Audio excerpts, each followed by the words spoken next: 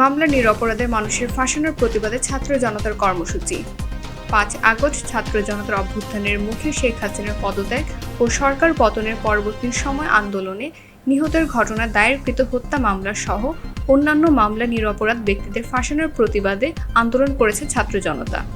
সোমবার সকালে 10টার দিকে মুন্সিগঞ্জে টঙ্গীবাড়ি উপজেলার কামারখাড়া এলাকার স্বর্ণগ্রাম রাধানাথ উচ্চ বিদ্যালয়ের সামনে বৈষম্য বিরোধী ছাত্র জনতার ব্যানারে ঘণ্টাব্যাপী মানববন্ধন ও প্রতিবাদ সমাবেশ হয়।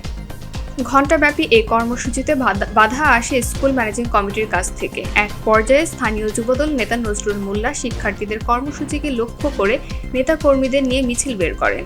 বিক্ষুব্ধ হয়ে শিক্ষার্থীরা দিতে থাকে পাল্টা স্লোগান। কর্মসূচিতে বিভিন্ন স্কুল কলেজের শিক্ষার্থীরা পাশাপাশি স্থানীয়রা অংশ নেন।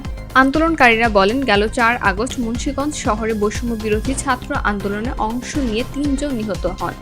সে ঘটনায় 2টি হত্যা মামলা দায়ের হয়।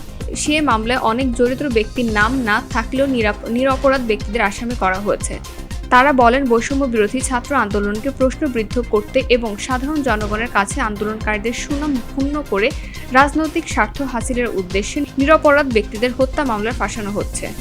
তথ্য ও চিত্রে মুন্সিগঞ্জ থেকে লিটন মাহমুদ।